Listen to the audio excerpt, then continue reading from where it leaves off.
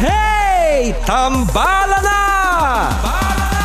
At eto na sila, ang nag-iisang masugid na tagahanga ni Nicole Yala. Chris Chuper! Kasama ang nag-iisang die-hard fan ni Chris Chuper. Nicole Yala!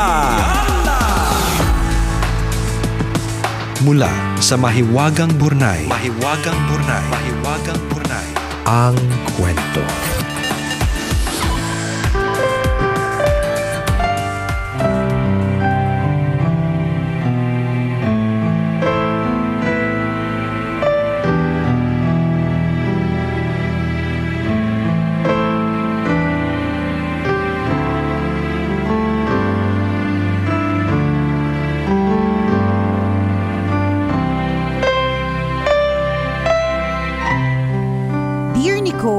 Chris.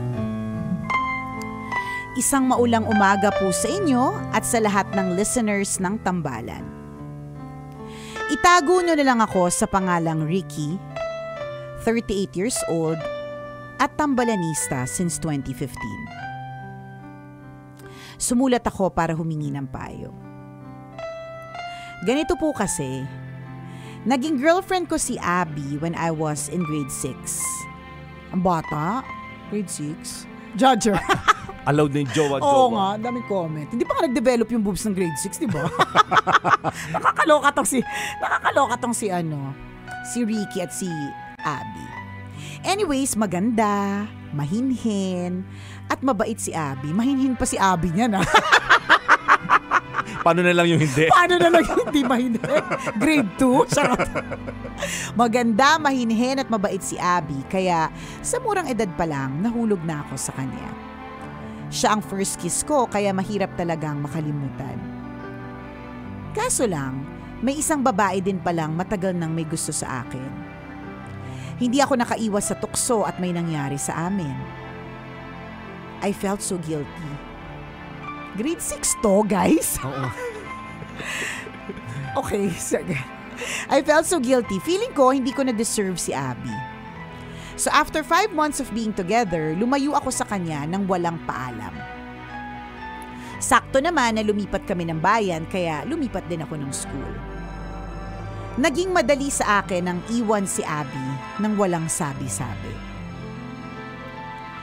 After 6 years, bumalik ako sa dating bayan namin. Buntis na ang kinakasama ko noon. Hinanap ko si Abby para ipaliwanag kung bakit bigla na lang akong nawala. Hindi ko siya nakita. May kinakasama na din pala at lumipat na ng tirahan. Finally, after 20 years, nahanap ko si Abby sa Facebook. That was 2019. Yung isa kasi naming kabatch ng grade 6 gumawa ng group chat. Nasaktan ako nang makita ko ang profile picture ni Abby. Kasama niya kasi ang asawa niya. Nang mag-birthday siya, nagkalakas ako ng loob na batiin siya. Doon kami nagsimulang mag-usap. Humingi ako ng tawad sa kanya sa pang-iiwan ko. Hindi naman daw siya nagtanim ng galit sa akin. Nalaman ko din na may problema pala siya sa asawa niya. Lulong sa sugal, kaya lahat ng naipundar nila, kahit yung bahay nila, nawala. Nagkalabuan kami ng partner ko at tuluyang naghiwalay dahil may ibang lalaki siya. Sa puntong ito, niligawan ko si Abby. Laking saya ko nang sagutin niya ako. Sa August 28, 4 years na kami. Ang malungkot, ayaw naman niyang iwan ang asawa niya kahit ako daw ang pangarap niyang makasama habang buhay. Nangako daw kasi siya dito na hindi niya iiwan sa hirap at ginhawa. Tambalan, anong gagawin ko? Kailangan ko ng payo ninyo. Maraming salamat sa pagbasa ng sulat ko. Ang inyong tambalanista, Ricky.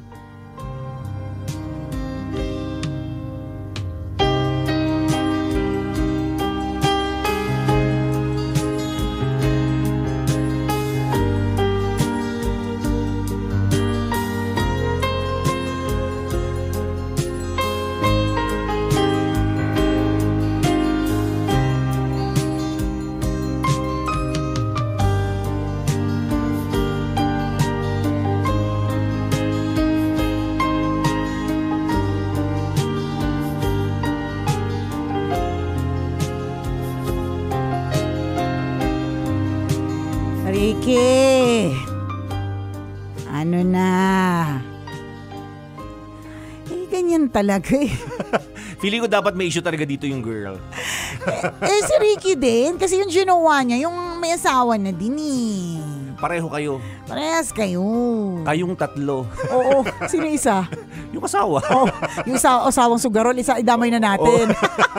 Damay-damay na to. Sugal-sugal ka kasi yan tuloy. Naghahanap tuloy si Abby ng iba. Yan, di ba? Oh. Ang gulo ng setup nyo, guys. Ano yan? You're in for a heartbreak, heartache, baka mabasag din yung ulo. Oo, lahat. Oo, lahat ng mga posibleng sakit. Maranasan po ninyo pag nagkaalaman talaga. 'Di ba? At in fairness, no, hindi ko sure dun sa asawa ni Abby kung talagang sadyang manhead or sadyang nalulong na sa sugal or sadyang wala na rin talagang pakialam na hindi niya nawari 4 years na palang may kabit yung asawa niya, 'di ba? Kasalanan din to ng sugal eh. Ang daming may kasalanan ngayon. No? Hindi na napansin. Baka nakalimutan niya na rin na may asawa siya. Baka kasi nga. Kasi nakatira na sa casino. Feeling ko, doon na nakatira. Kasi 24 hours, di ba? Sa true. Correct. Baka nakahanap na ng baka may ginawa ng, anong tawag doon? Sugarol din. Oh, sugarol din. Oo, kapwa kapwa anong tawag? Hindi ko kasi alam yung mga nagbabakara ba yun? Mga ganon. Ano? Hindi ko alam eh. Alam ko lang kasi partner, ungguy-ungguyan. Tong-its, ba-20-20. Oo nga, lucky nine. Oo, lucky nine, ganyan, di ba? Taya-tayaan ng mga benchingko, ganun. May kapabayaan din dito kasi yung asawa ni Abby. Di ba? Para maghanap ng atensyon sa iba. Pero ikaw naman, Abby, hindi porke may kakulangan, may shortcoming sa'yo yung husband mo, hahanap ka na ng kaligayahan sa iba.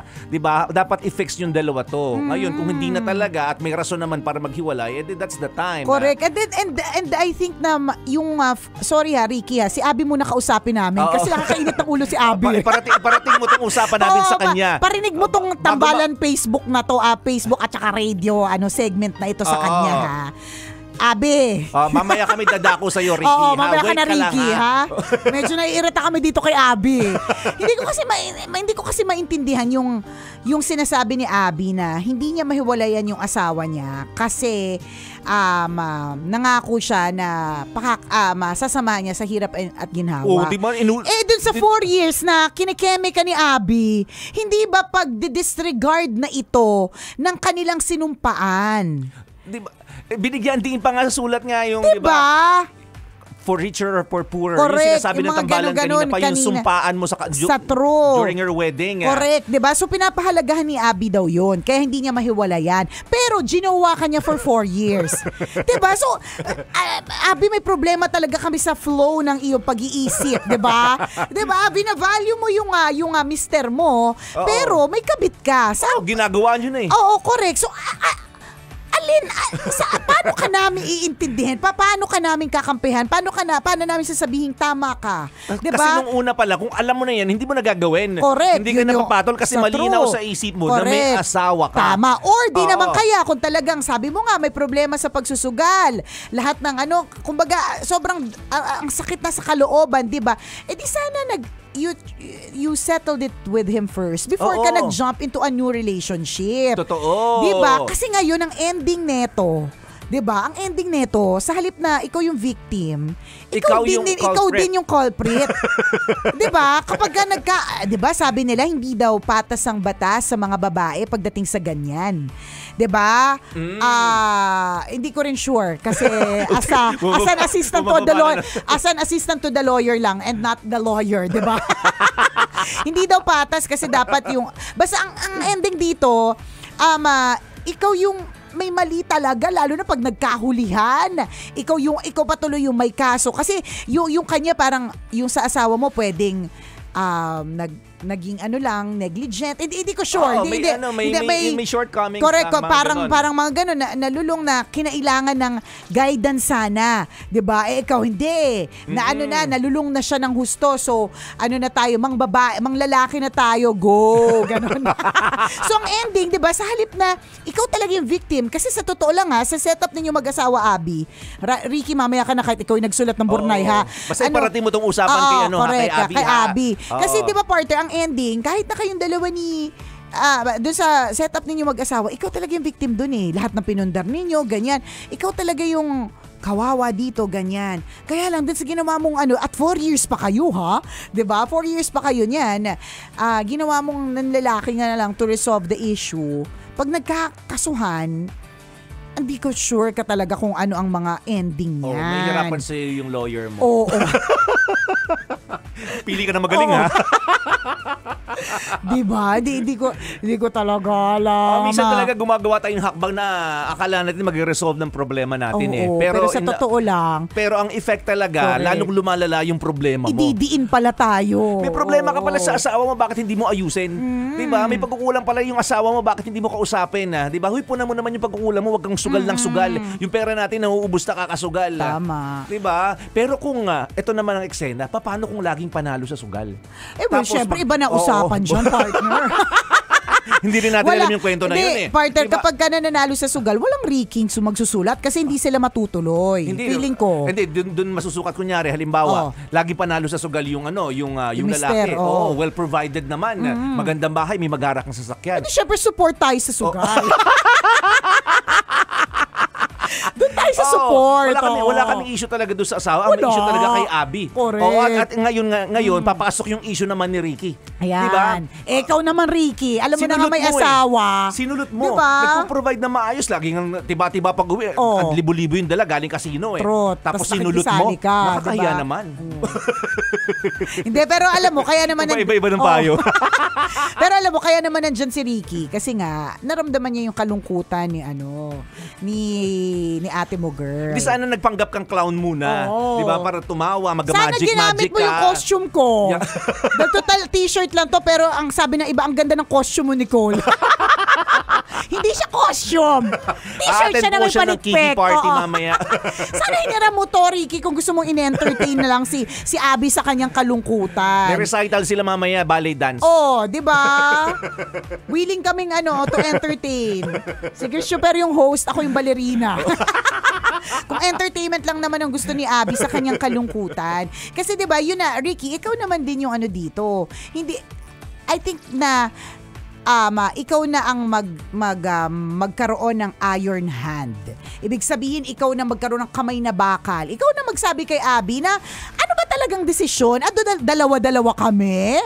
Diba? Namamangka sa dalawang ilog, girl. Ganda-ganda, diba? Dalawa kami sabay. Ang hirap ng galing ni Abby. In correct, fairness. Sa bagay, grade 6 pa lang. Grade 6 pa lang. Alam na this. Mahinhin pa siya niyan. Judger. Judgmental ka talaga. Judger. Diba? So, yung ganon, dapat ikaw na yung kamay na bakal at magsabi talaga na, ano ba talagang gusto mo? Saan ba talaga to patutungo? Kasi obviously, Ricky, you want to be with Abby. 'Di ba? Pero hangga't merong sabit si Abby, hindi talaga mangyayari yan. Hindi dapat. So ang ending, tingnan mo, kakaganyan-ganyan mo. Ngayon ka lang nagsulat, pero umabot na kayo ng 4 years. Kasi hinahayaan mo lang na hinahayaan At hindi masaya, di ba? 'Di ba? Kasi nakatago kayo. May problema, di ba? 'Di ba? Sabit, 'di ba? Para ikwento pa sa Bornay, ibig sabihin may issue talaga, 'di ba? So magkamay na bakal ka na. Ano ba talaga, Abby? Sino ba talaga? Kasi you can't say na binavalue ko yung relationship. Bulok yung bulok yung pagrarason. Wag ka na magrason ng ganun, may pa-value ka pa. May pa-value, pero kabit naman 4 years. Ano ito? Hindi ko kinakaya. Nakakalurk Wag kang manunulot ng asawa, Ricky. Alam mo naman, malinaw sa isip mo na committed noon pa lang, di ba, nung sinabi, may asawa na ako. Nung nakita mo pa lang yung profile picture ni Abby, so alam diba, mo na. nalungkot ka na may asawa? Oo.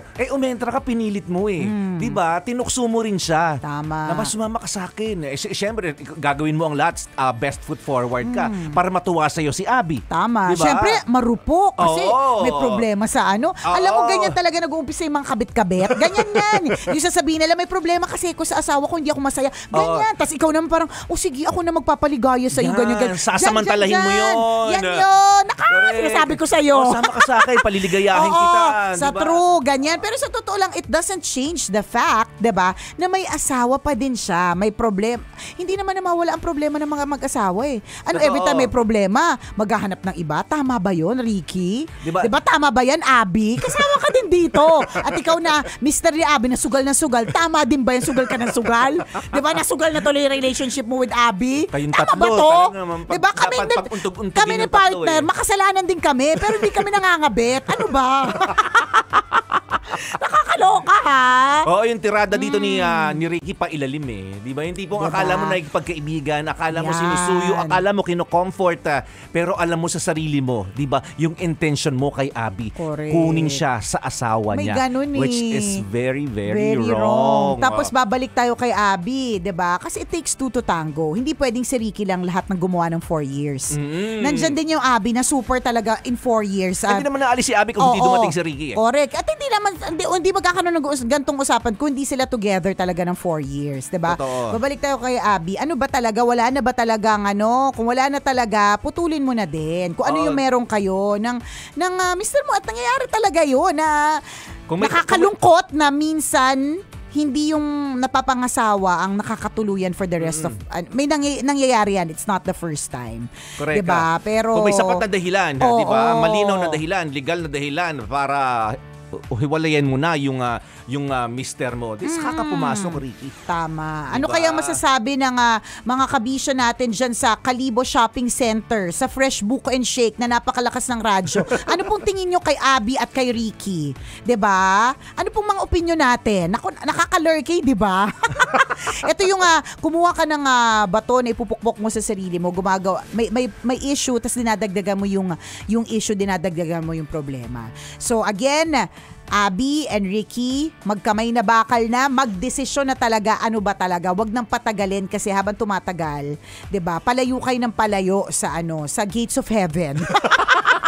Bawas ligtas point sa langit. Okay.